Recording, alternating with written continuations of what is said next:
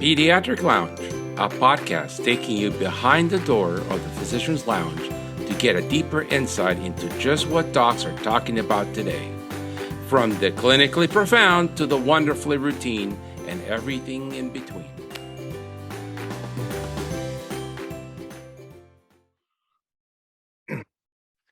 Good morning, George. It's Tuesday morning. It's time to welcome another great pediatrician to the show. Yeah, how you doing, Herb? Today we have Dr. Colleen Kraft. She's one of the greats that I've met, and her topic today is going to be aligning the community and the team to better outcomes in the pediatric community.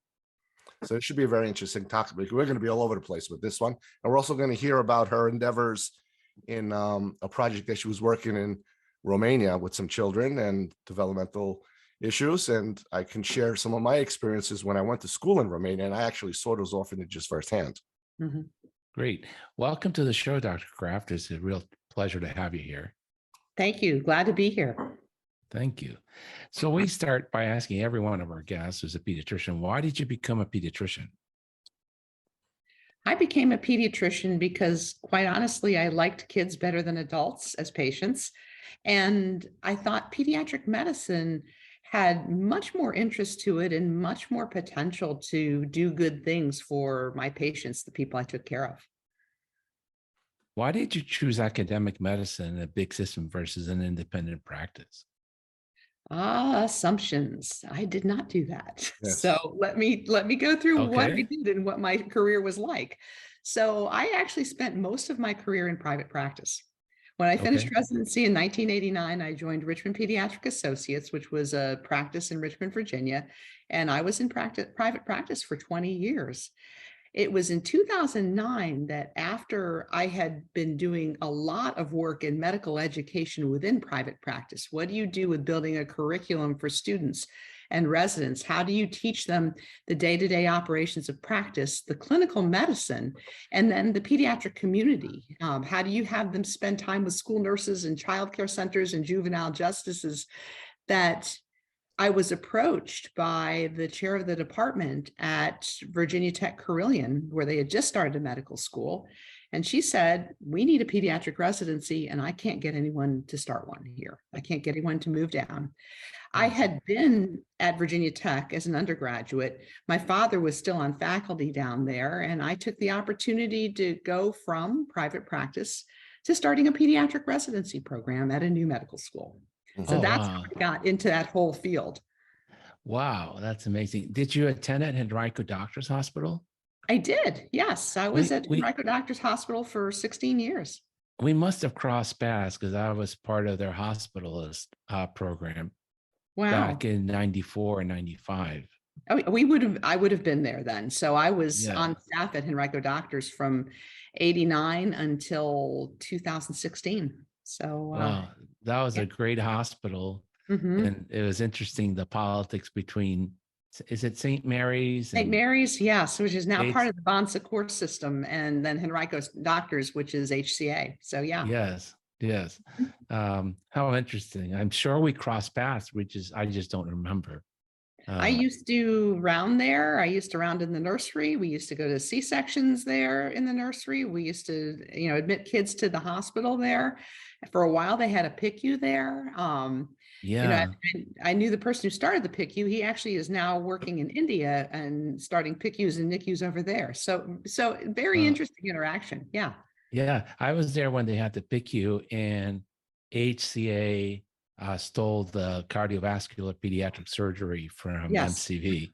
Yes. And that was a huge lawsuit. He was the nicest guy, just a nice, super skilled. I saw him to breed a bulleye. Yes. Because he wasn't sure what it was. It's like, call the hospitalist. They've seen a lot of more than this than I do. And I said, just debride it, send it on the lab, see what's in there. And oh my goodness. It was like watching an artist. His hands just moved, in such a beautiful way. And I'm like, oh God, I would have cut the kid's arm off. And he's great. He was great. I think he had to leave. I think they lost the lawsuit. He had to leave towns. Wow. It's interesting.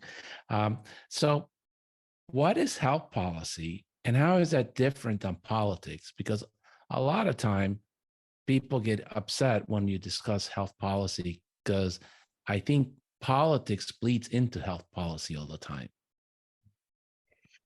I think the best way to understand health policy is understanding the basic principles that underlie good health and good health care for everybody.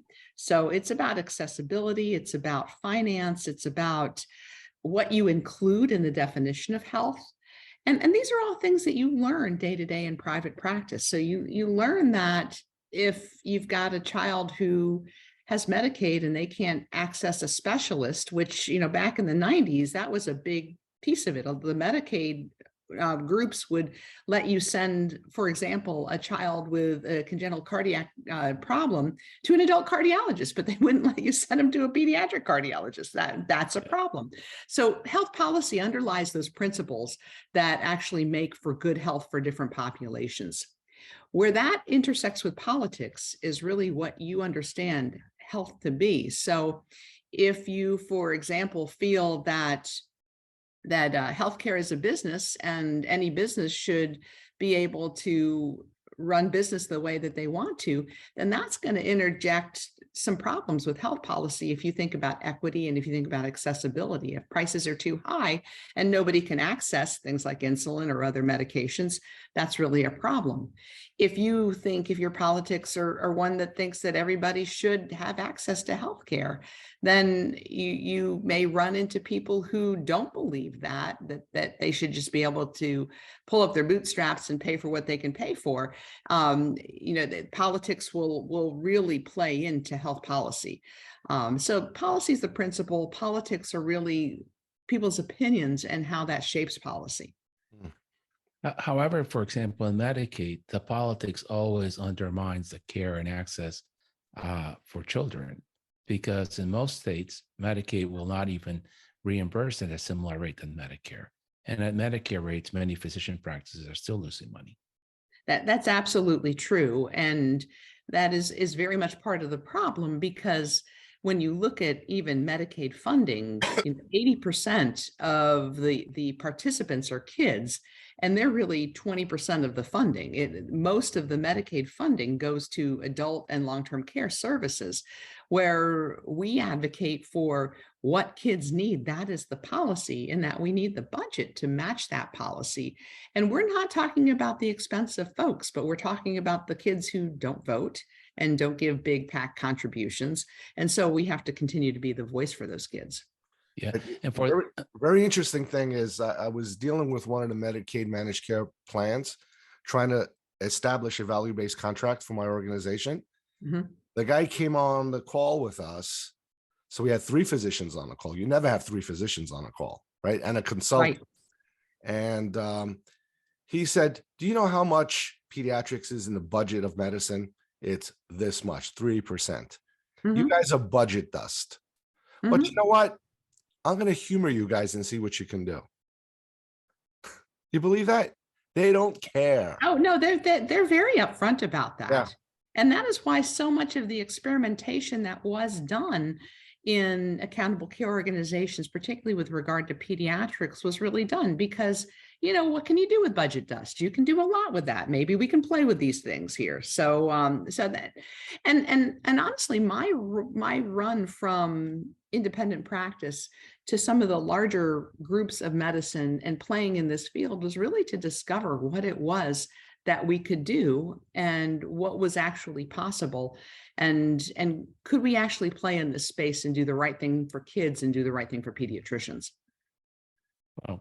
And then what is, so we know that whatever the politicians, and for those of you who don't live in Virginia, the politicians can receive any amount of donations from anyone. They can spend the money however they want.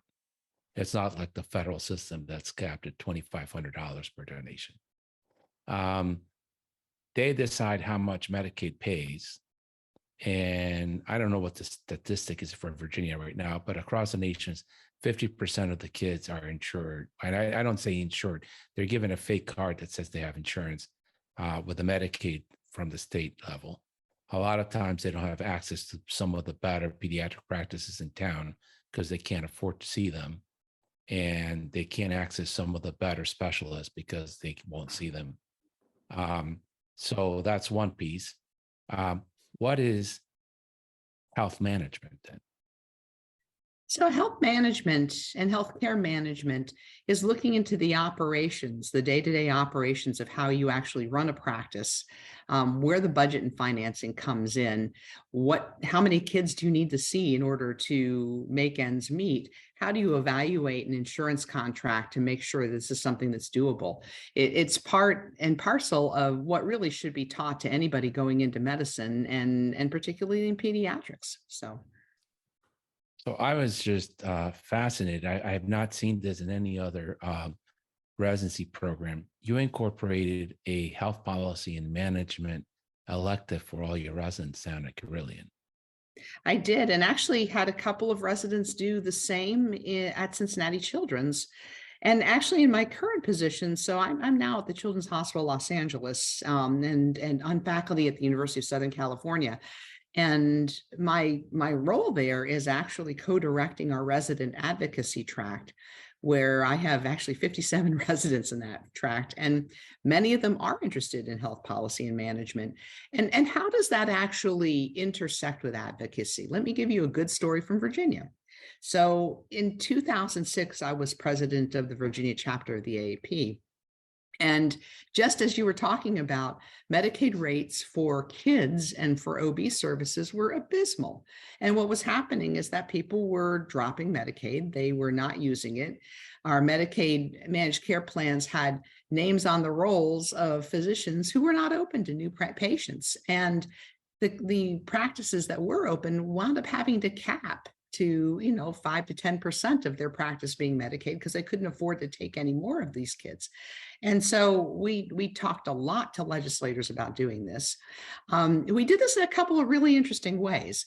One of the ways that we did it was we were not a 501c3 for our chapter. So we were able to do some donations. And what we did was little bitty $100, $200. I'm going to go to your pig roast road, and give you $250. And we're going to have a member from your district come and talk to you about Medicaid and how they can't see the kids because of this. So we really infiltrated General Assembly that way, kind of a one-on-one. Very Virginia way to do it. Very, let's get to know you as my neighbor and let me tell you what the problems are. And then what we did was we actually had practices help us out here, where if they had a baby that they saw in the nursery who had Medicaid, they would see them one time in the practice and then tell them, you've got to find another doctor because we can't take any more kids with Medicaid. And then they would actually, if they wanted to, they would bring them around to the back office and find who their legislator was on CapWiz and dial the phone and give it to the parent who said, who's going to take care of my baby? So in state legislatures, it's interesting to know that if you get 5 phone calls on one particular issue, that's a crisis. And we had practices all over the state with mothers calling their legislators and saying, nobody can take care of my baby.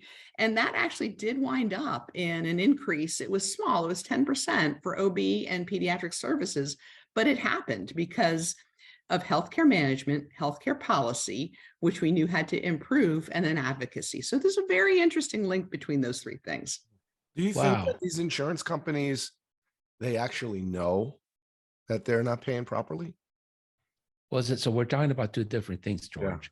Yeah. So at the time that Dr. Kraft's talking about, almost all of Virginia Medicaid was medallion, or I think it's it was medallion at the time. They were just getting into Virginia Premier and some of the managed care organizations. And it was all fee-for-service run out of Richmond.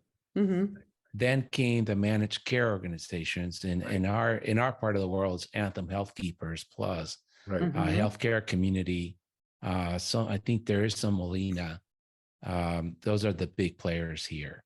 Right. And so what George is really specifically asking is, in the old days, when Magellan Medicaid was there, you could look up the state schedule, fee schedule. And if for a 99213, they paid 70% of Medicare, Medicaid paid 70% of Medicare for 99213. Mm-hmm. Now with the managed care, the state doesn't set the reimbursement rate. So you Right. may have a United Healthcare Community paying 45% of Medicare and Anthem Health Keepers paying 85% of Medicare. That's And absolutely right. Mhm. and George says, do you think the health plans are aware that they're doing that? Or and why is the state not making it even for all of their managed care plans? So health plans are absolutely aware that they're doing that. And the state has given a contract. If there's enough complaints, the state will look into it. But they've essentially said this amount of money is going to go to you to manage, and you're going to be fiscally responsible for X number of people. And under those X number of people, there's going to be a double X number of children under there. So we're just handing it to you to manage. And that is why there's so much variability in some of the reimbursement rates in Medicaid managed care. You have to go to each one, and really, to your point, if there are 3 different United Healthcare plans that have Medicaid managed care money, then they may have 3 different rates for a 99213. So that's really part of the problem. This was actually my next job at Cincinnati Children's. This was actually what we were trying to intervene with there. So let me tell you a little bit about the health network at Cincinnati Children's. Let me pause for a second. Okay. Because I'm interested in something else and pick your brain about 2 other things. Okay. So now in Virginia, now that you've left us, abandoned us, and gone on to the West Coast, I think we're at 75% of Medicare rates on the Medicaid reimbursement. Mm-hmm. And that was, I think, for a wonderful work from Dr. Michael Martin, Right. who's in Vienna and who's the Right. AAP chapter leader. Right. And we got a lot of help, interestingly enough, from our current governor Okay. in Great. passing that through. So it was interesting. I love Carillion, but I'm a little bit skeptical about these oligopolies. And I know that Carillion, way back, I think maybe even before you and I started practicing, got sued by the feds when they tried to muscle themselves into a radiology practice to have absolute control of all of the MRIs in Roanoke. And the feds won the lawsuit because, and I'm misquoting the numbers, but an MRI through Carillion and one of their outpatient offices was like $3,000 for the patient, while the independent practice only charged $800. And anybody who was insured and had a high deductible would have their bill tripled. Anyone who was uninsured would have their bill tripled. And the feds want that. Also, it doesn't help us that in Virginia, this is very regional, but we have a crazy thing called certificate of need. So there is no competition. We don't have outpatient surgical centers, which cost half of what a hospital surgical center costs, and delivers better quality because they tend to be super specialized. They either do endoscopies, or they do cataract surgery, or they do orthopedic care, but they do that 6 days a week, and that's all they do. So they become extremely proficient at their job and very cost effective. But the big hospital systems, and I'm going to call them out in Virginia, are Innova, MCV, Von Secors, which is and UVA and Carillion. They will not allow the legislators to change that. So what do you think about these huge systems? They're wonderfully integrated, but they control everything, and they can request or demand any amount of payment for any health plan without regard to the cost. So you're talking about the hospital industrial complex. And I think that it really undermines why healthcare has become so much more expensive and not particularly any better for people. That you wind up paying more, but what do you get for that? What do you pay? What do you get for a hospital facility fee? Because that's actually moved out to even the outpatient areas, that if you work for one of these hospital industrial complexes, that there's going to be a facility fee. And what does that do for you? It takes away any kind of transparency. It takes away a lot of affordability if you are somebody who has to pay out of pocket for things, or if you have a high deductible health plan. So I think it's a big problem. One of the things that I do talk to my residents about, in 1989, when I was at Richmond Pediatrics, a visit was $28. And I knew that. And if you saw a kid and they had, a URI day one, and the next day they came in with a ruptured TM, you could see them and diagnose them and say, okay, I'm not going to charge you today because you were just here yesterday. You can't do that anymore. If you try to get somebody to not pay a copayment, that's against the law. And there's no transparency. I can't tell you what it cost me to see my patient a couple of nights ago. It far from the days that we knew what our costs were. And we have to get back to that, because that's the only way that we're going to make medicine less expensive and more effective for patients. So to your point, the facility fee is almost as bad as balance billing by the big venture capital, private equity, physician practices, because the patient has no idea that they're going to get a facility fee. And that facility fee can be whatever the hospital and the health plan agreed to. And if you have a high deductible, and I get in trouble all this time, but I think of people with high deductible insurance, like me. They're a dual income couple working at a white collar job really hard, 60 hours a week, and they got to pay the first $5,000 out of pocket. Right. And that visit that they thought was going to be a couple $100 turns into a $500, and it messes up their whole budget for the month. Right. And I think it's criminal. Or they go to the emergency room and they get these respiratory panels that are $1,200. Yes. So now the visit is $2,500, $1,200 for the test and $1,200 for the visit. Yeah, we actually had a problem with. We were discussing with one of the value-based contract people, saying that the PPEs, the PPVs, and all that were too high, and a big reason for the expense was these respiratory viral panels. Everybody got them. They came in for constipation. They got the respiratory viral. You don't need it, right? And then in the office, when you do a COVID test or a flu test, they don't want to pay you the $20. That's ridiculous. So George, could you, for the audience, describe what PPE is and PPV? Well, they're preventable events. So like people go into the emergency room for whatever reason, they should be going to their physician. And then the PPAs are the preventable admissions, which are patients that get admitted to the hospital for a reason that they feel should not be. Now, it also depends on the diagnosis that they're using. I'm seeing right now, because they're doing all these respiratory viral panels, a lot of these kids end up with a viral syndrome. Now, viral syndrome is not a good diagnosis for an admission. It's going to get denied, and then it's going to mess up all the value-based payments. So there's a lot of computer stuff behind the scenes that nobody seems to understand. Okay. So I think value-based contracts are good if you have some technology in front of you, some patients list of people with chronic problems to reach out to find all the people with mental health issues, with asthma. To really have a care management program. A care management program, yes. More than just calling people up to go set up their referrals. Right. Reaching out. We analyzed the stuff in our program. We found one patient in my group that had visited a physician 350 times in a year. Wow. The bigger wow was when I mentioned the name. My wife works in the emergency room. She says, "Oh, I know that patient. She comes here every week." Now, why is that? Yeah. Nobody knows about it. And I looked in our EHR.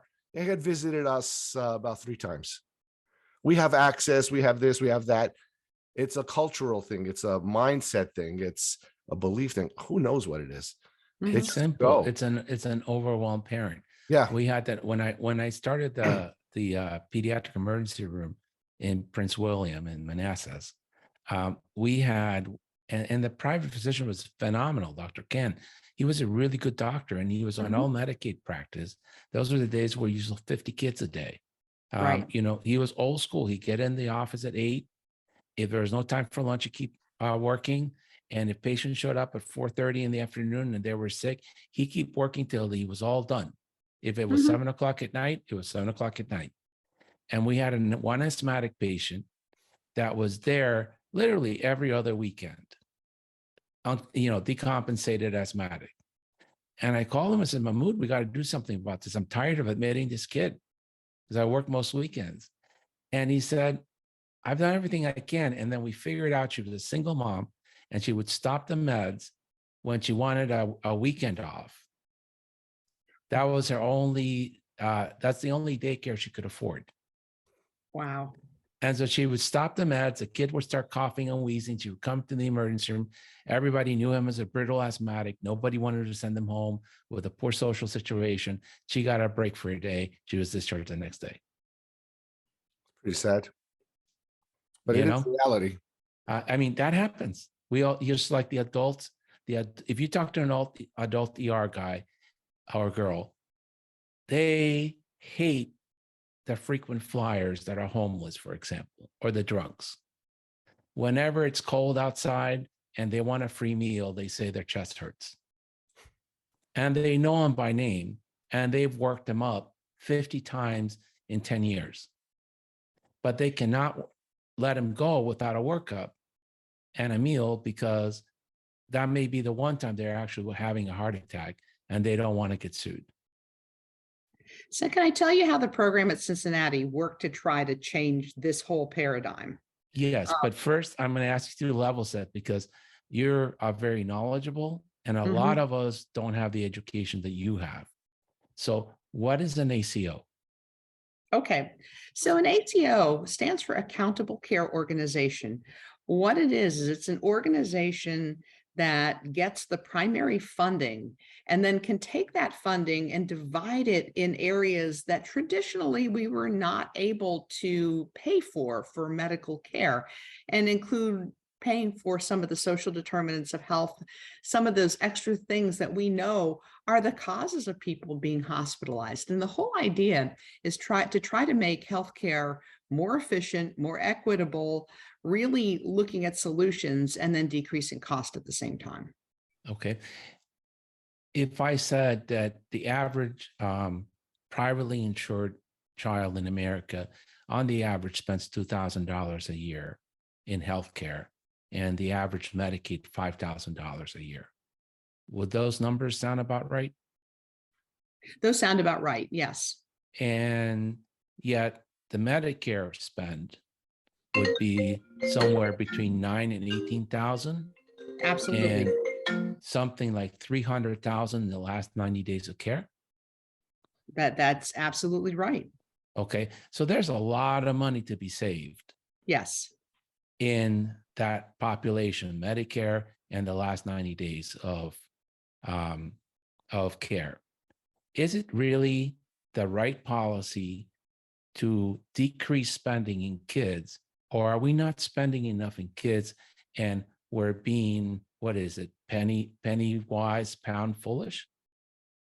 We absolutely are not spending enough with kids. And and the problem is that if, for example, you don't treat obesity in a 3-year-old or a 6-year-old, you're going to have that high disabled adult who is going to suck up all kinds of healthcare dollars. And you could if you have a focus on prevention, then you can really be looking at prevention. And we are not going to do that because people live in the present, and our healthcare financing lives in the present, and they know all the statistics, but they don't change any behavior. So what I would say is, this is not my term. Unfortunately, America is a country of short-termism. Everybody's worried about their next election, their next quarter earnings, and how much fun they're having today. And they miss out, for those people that are in finance, preventive care and early diagnosis is the equivalent of compounding interest. The sooner you put your first $10,000 away and put it in the stock market, the more decades you have for that money to be good for you when you retire.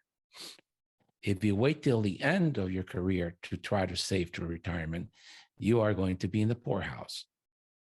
It's true. Preventive medicine and early diagnosis is the same way.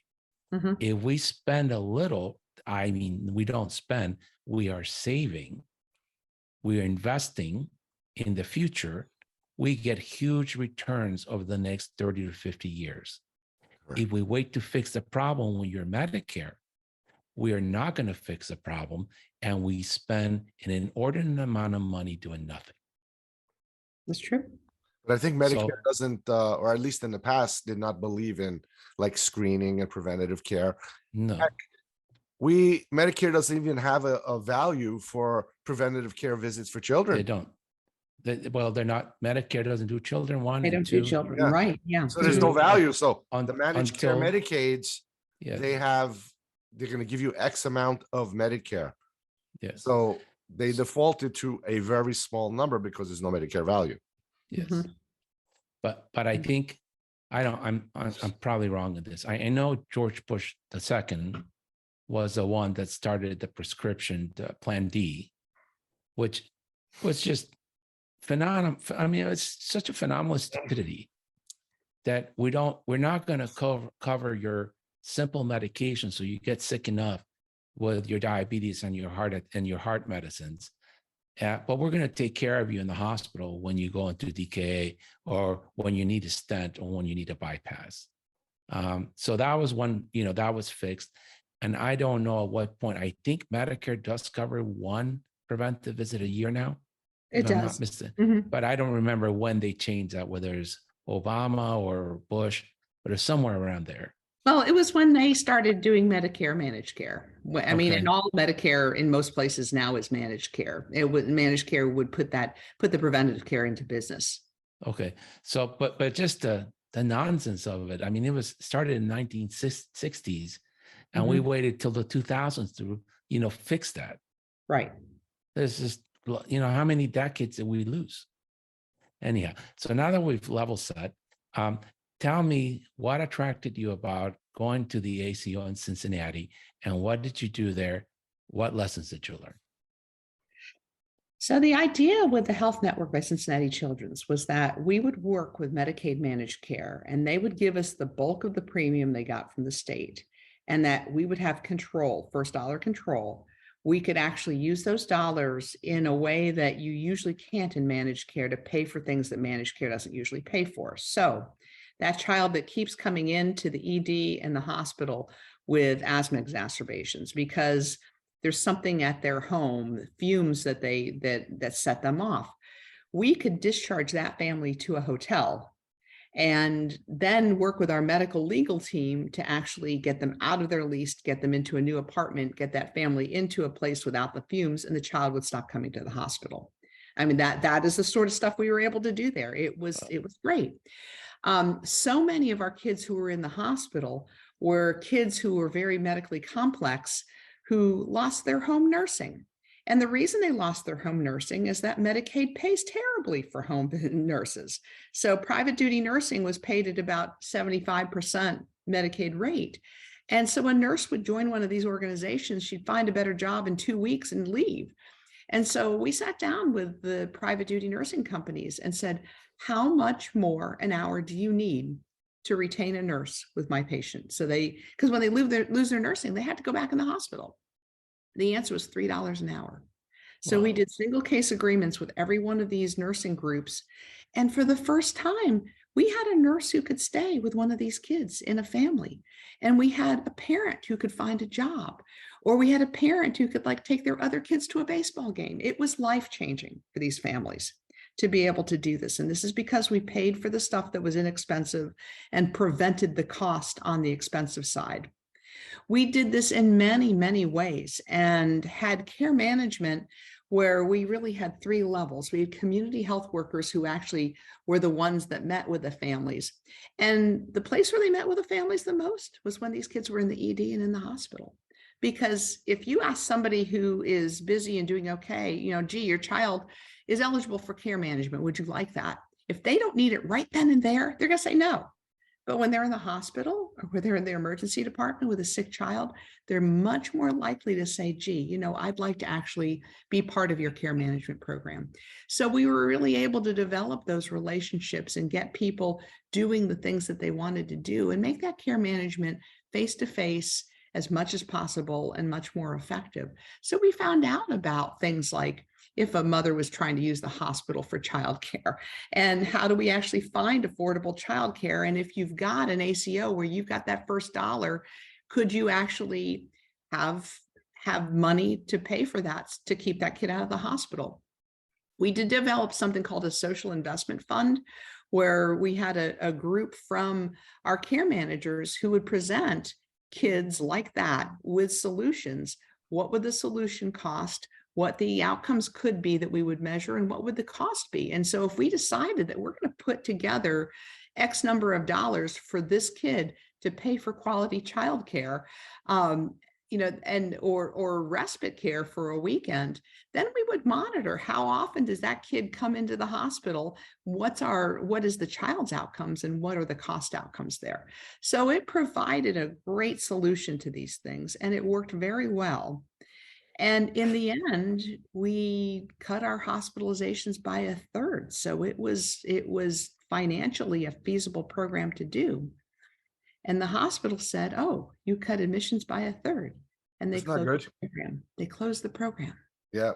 Okay. So that was my follow-up question. So, because I kept hearing a but. One, who control the dollars? The hospital administrators. And that really has everything to do with how an ACO is set up. So if a hospital runs that ACO, and I found this with both Carilion and Cincinnati, then it is not in their best interest to decrease hospitalizations. So the whole premise of cutting cost isn't there. And that's why these experiments have failed, because of the hospital industrial complex. And I'm going to have to interrupt you one more time. I'm sorry, but this is such an important key point that you just said. If your focus is on margins, which is the only focus of the administrators at the hospital, because like the people that work for Exxon and Apple and Microsoft, their quarterly bonus is tied to the margin of the hospital, whether they're not for profit or for profit, and they want to augment their fat paychecks, then you don't accomplish anything. If the ACO is community-based and its focus is quality healthcare, quality of life, equity, inclusion, then you have tremendous opportunity to do that compounding interest in your community. And it's unfortunate. It sounds like you did a great job with the ACO, but you're right. The administrators don't like it, because now their bonuses are going down, and they need to lay off some of their administrators. Yeah. What I also found with these ACOs is a lot of them are managed by adult medicine. So it's a multi-specialty ACO. So that all they focus on is the adult stuff. You pediatricians, vaccines, stuff, checkups, you don't matter. They need the pediatricians, I learned, because we do have the volume. So, somebody told me once that an ACO is like one of those tractor trailers. In the front, the truck is internal medicine with all their chronic care problems. And in the back cab is all the pediatricians that are pretty healthy. So even though the chronic care and the adult medicine side, they don't quite make their measures, the pediatricians tend to dilute the formula, and they do make their shared savings because there's so many pediatric patients. But that's true in these overall models. So Carilion was an adult and pediatric model. Cincinnati was just a pediatric model. Yeah. So yeah. And so you think I don't know enough about Cincinnati, but I think they own most of the pediatric practices around Cincinnati. No, they don't. There's a lot of good independent pediatric practices in Cincinnati.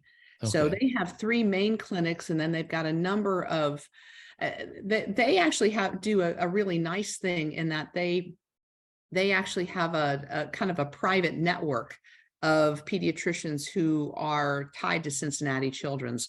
And what they do is they do contracting on behalf of them. So if you're in the network, you get better contracts because you're with a big group for private pay. but then you have to be involved in their quality improvement and some of their shared savings projects. So it's actually kind of a win-win in Cincinnati. And Children's Hospital Los Angeles actually does the same thing with their private practices. It's much more of a let's contract on behalf of you so that maybe you, 1 or 2 person practice, could actually make some of the dollars to survive and be there in the community. And at the same time, let's work with you on getting your asthma admissions down and really focusing on some of the quality improvement that you want to for your patients. That's an awesome. So that's an awesome model. So if you think of ACOs for pediatrics, just you correct me where I'm wrong, because this is just what I'm thinking off the hip. I would argue that we need to, if we can spend $35,000 in New York City to educate an elementary kid and fail 70% of the time, we certainly could spend $10,000 providing healthcare to a Medicaid child when we're winning 95% of the time. So the first thing is we need to spend more on kids. Right. Right. Nothing will change until we spend more. Exactly. And really looking at some of that spending being toward some of the social determinants of health that go for bad outcomes. So be creative. Yeah. But when you're asking a pediatrician in a Medicaid clinic, private or not private, to see 30 patients a day to make ends meet, what kind of care coordination can you provide? How can you really know your families? How can you have an open slot for the mom that's stressed out over the kid? And this happens. I don't know if you're a parent, but I know George is a parent. I get pictures from friends with their kids because the kids got, a little allergic conjunctivitis, and they're first-time parents, and they're completely freaked out. And they're smart people. It's just, we're wired to be panicked about our kids for their survival. And if you can just reach out to someone that you trust in a 30-second interaction, and I can just say, geez, were you around a cat today? Because that looks like allergic conjunctivitis. Just, just give the baby a little Benadryl when you put her to bed. She should be better in the morning. That's all they need to hear. Yep. No urgent care visit, no ER visit, no fancy viral panel, nothing.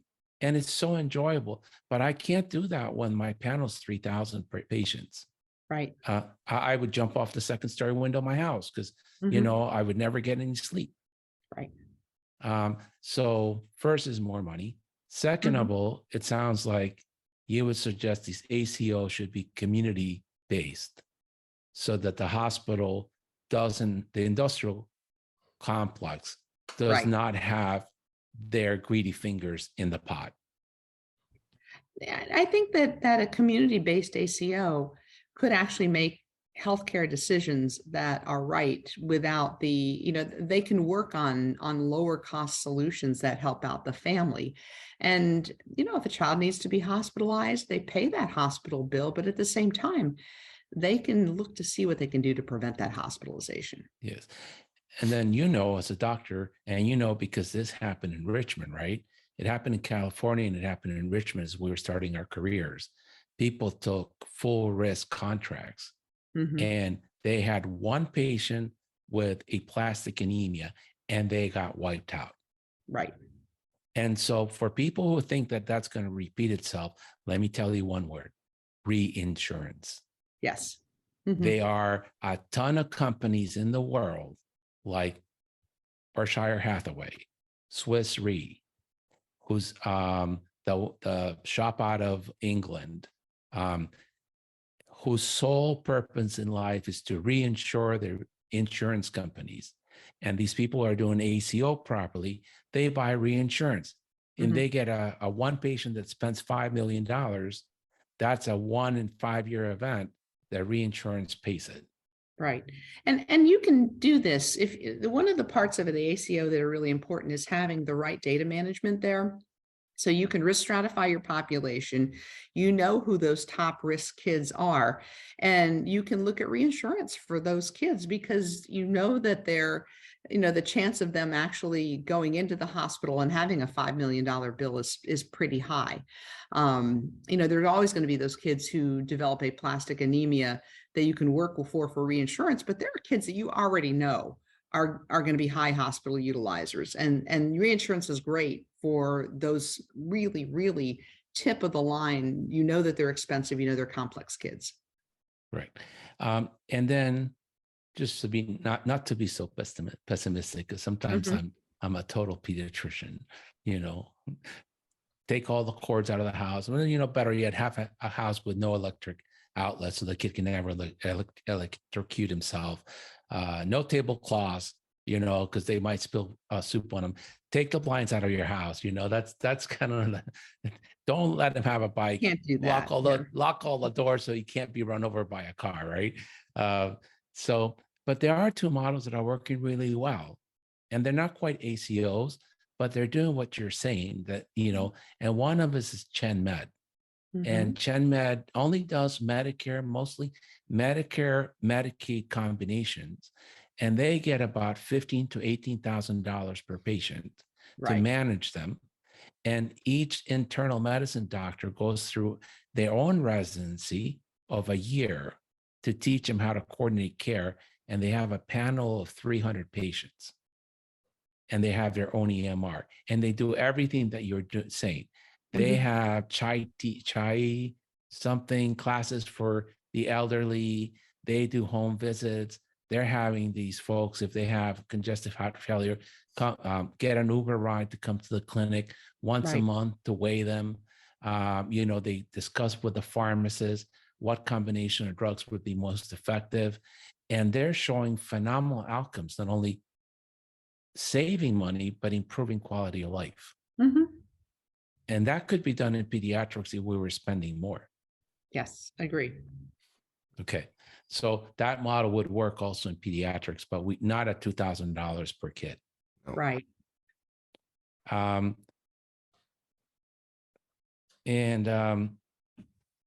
So you did something other very interesting with CMS. You did part of their innovation. What did you do there?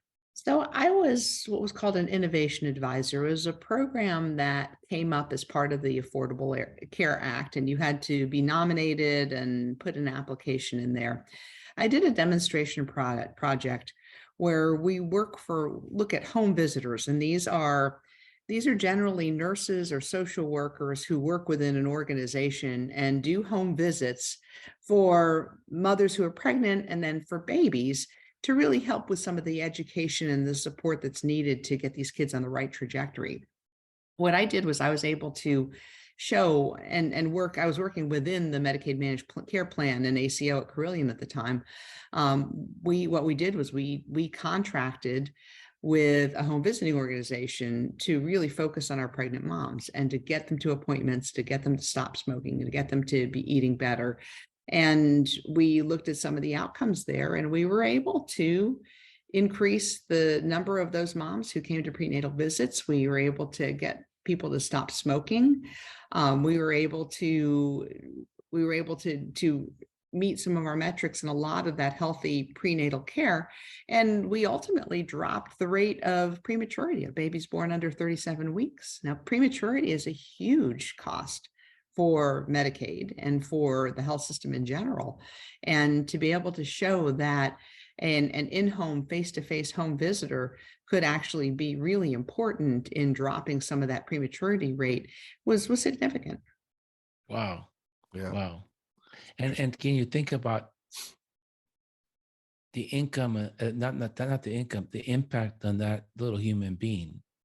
Absolutely. When they're not born at 32 weeks with a bunch of complications, right. But they're born healthy at 36 or 38 weeks. Right. How that impacts the rest of that human being's life. I mean, you set the right trajectory. Exactly. Yes. Again, compounding interest. Correct. And before we talk about Romania, can you just briefly describe the curriculum that you think is important I don't think it's just pediatricians, but that every physician should know about home finances, healthcare management, and policy before they finish residency? I think that it should start with a little bit about some of the public systems, how Medicaid is funded, how Medicare is funded. I think they need to know about what managed care has done with Medicare, Medicaid, and then private insurance funding. I think they need to think about, if you are in practice, what's the cost of a visit to you as a physician in practice? How do you put into the budget your staff and your supplies and your vaccines if you're a pediatrician or an adult medicine person? How do you put that into where the cost of a visit is? And then how do you look to price that in order to make a margin so you can stay in practice? So some very, very basic things. Who do you talk to within legislatures to make changes? How do you make changes in policy that isn't correct there? And how do you keep aware of all of those changes throughout the lifetime of the time that you're practicing? Because it was very different in 1989. I mean, insurance was something you had if your child was hospitalized and you paid out of pocket at a very reasonable rate for healthcare. It's not that way now. And it didn't do that overnight. It was lots and lots of changes to be looking at doing. So those would be parts of what I would want people to know at a very base. Yeah, I think also personal finances. I think it's very important because people do get in trouble by chasing the nicest shiny object, the new car, the big house, and then it's you got to produce a certain amount because you're carrying so much debt. Yeah. And that's important too, particularly for our graduating residents. And this is really where some of the perverse disincentives have really gone on to the next generation. If you are a student, a resident, and you're graduating with $250,000 debt, and you want to do primary care, you're not going to go into private practice. You're going to go work for a federally qualified health center or a hospital system that's going to help you with loan repayment because you have to. You don't have a choice to do that. And that really is a barrier for our new graduates joining private practices. I know some who do after 5 years of working for an FQHC and getting their debt paid down. But you often tend to continue in the places where you start. So it's an important reality to point out to our new graduates. Well, why is it that this is a problem that I have with loan repayment? It's not the FQHC that's paying their loans back. It's the government. Right. Okay? So we've lost candidates because of loan forgiveness. We manage the same population of people as do those guys down the street that are FQHCs. All right. We have 60% Medicare and Child Health Plus, Medicaid and Child Health Plus, I'm sorry. And yet we are not FQHC, so we are not qualified to help them with the loan forgiveness. How is that right? It's not. And so that's where you have to change health policy. That's where you have to look at how can we become a site that would provide loan forgiveness because we're taking care of the same population. How do you do that? How do you, well, you want to talk with who's in charge of some of the loan forgiveness programs. Begin to talk there and talk about the population you serve and how can we get people interested in serving an underserved population, not just through the big FQHCs, but through the small practices in the community. How do I begin to be able to join that list? And that is health policy. That's something that has to change in order to keep a pediatrician on the ground to these families. And then also you have some of the hospitals that buy the local small shops. Right. All of a sudden, there's loan forgiveness in that same shop that last week was a private. Correct. Yeah. That is so many variables of wrong. Yes. But a lot of it is politics, because I think Chip told me that all these FQH were put into place by George Bush.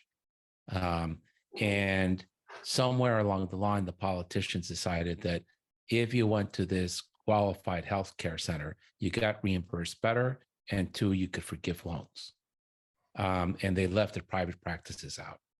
That Right. was a political decision. So that's where advocacy becomes important. I don't know if that policy is at the federal level or at the state level. It's easier to advocate at the state level than the federal level. It is. My guess is that it's at the federal level, but I don't know either. So your first line of business is trying to find that out. And you know, where I am right now in mentoring residents, I'll make that an assignment. Why don't you find that out for me? And let's talk about that. And is this something that we could actually maybe look to change? Yeah. So that's also, that advocacy is an important skill. And much of it is giving these assignments to people who want to learn about it. Yeah. Yeah. The other thing that I feel bad about for this younger generation must be the same in LA that it's here. In Northern Virginia, even in the outside suburbs, you cannot find a townhouse for less than $500,000. And you got to come to the table with $100 grand. Right. If you're just finishing residency with a beat up car and $250,000 in student loans, there's no way you can afford to buy a house. Exactly. Unless mom, dad, or your grandparents write the check. And you're going to be renting, for a long time. And that's a huge problem. That's a huge problem. George, you were in Romania. Yes. What did the orphanages look like in Romania when you were a medical student? Wow. They were basically rooms, white tiles, nurses with masks, kids, basically in cribs, lots of them. And we saw the nicer end because we were students, but the back ones were not so nice. And there was a lot of social neglect, developmental delays, the stories go on and on and on. How many kids in one room with one nurse? I think there used to be like 10 to 1. With the now they bottles. wanted it. Yeah, the bottles were propped. They put blankets on the cribs to prevent the spread of germs from child to child. But they didn't think that in the cribs they put 4 kids, so they were sharing it anyway. Like in the books, like in the textbooks that you read about. Did they have a lot of dental decay? They all did.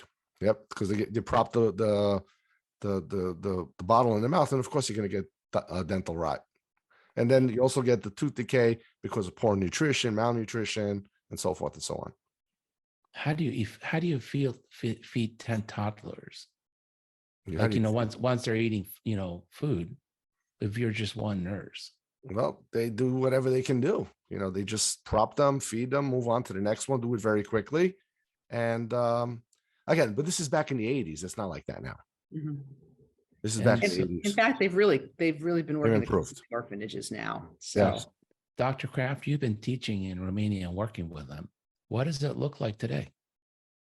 So the group that we've been working with is a group called SAMAS, and they are a home visiting, home health, getting to parents where they are, very much like the home visitors I worked with in Roanoke and in Cincinnati. And what they do is education. They support breastfeeding. They support healthy child development. And it's really one solution to get to families who have struggles there. So it's the orphanages are closing, and having family support for those families that really need it is going to be important. What do they have children's hospitals, or do they have one or more than one in Romania? They have when I was there back in the late 80s, they had a big children's hospital that had everything in there. But pediatrics, I think they used to go like to their local office, but they really just saw a family medicine doctor. Pediatricians were considered like a specialist. And they still are. They still are. They kind of like work in the hospital or in the emergency room. I haven't been back there in ages. So, I'm sure they're trying. But they still are, and there really is a lot more emphasis on community-based resources for family support. And SAMAS is just one of the groups that does that. And so, we work where we can. One of my residents is actually from Romania. She's from Bucharest. She was 5, so she went to medical school here. But she's still very, very much connected. And I was over there with her back in September, and we've made some connections, and what can we do to work with the Global Health Organization to help out the kids there? So that's what her project is. You got to remember, Bucharest is the big city. Yes. Yeah. We're talking about the little towns. Right. Bucharest gets the money. The little towns get forgotten. And do they vaccinate the kids? They do. Yeah. The similar schedules we have, because I know some Latin American countries can't afford some of the more expensive vaccines. I don't know all of the details, but I do know that they do get DTaP, polio, Hib, Prevnar, hepatitis A and B. So I think the basic ones are there. I don't know about like some of the adolescent vaccinations. They may well have them, and they may be less expensive there than they are in the United States. Yeah. And does your group or the family practitioner there do a developmental screening like we do here? So understand that I do not do a lot of work over there. I was over there with one of my residents and met with a family and really a non-governmental organization, and they will do some of the developmental screens. I don't know about the physician practices. And like the ASQs, have they translated them? I don't even know if you know, just curious. So this organization that we work with, SAMAS, will go into homes and do developmental screening. I don't know about the physicians. Okay, very cool. Very cool. What have I not asked you that you think it's important, both for physicians in training, pediatricians in training, and independent pediatric practices, and maybe mission-driven investors who want to innovate and improve access to care in pediatrics? I think you've asked the right questions. I think that the answer is really going to be in how do we band together as pediatricians who know the right thing to do with the patients and with the families, and how can we work together to develop some of those family support resources and all of those things that address social determinants of health, because we know that those play directly into the healthcare dollar.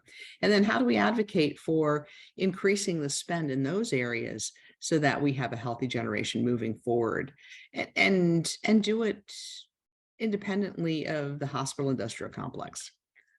Well, I liked you before. I like you even more now. Thank you so much. Okay. Thank you for your time. Thank you All for right. being so generous with my questions. Well, take care. Thanks so You much. too. Thank you very Take much. care. Okay, bye-bye. Bye.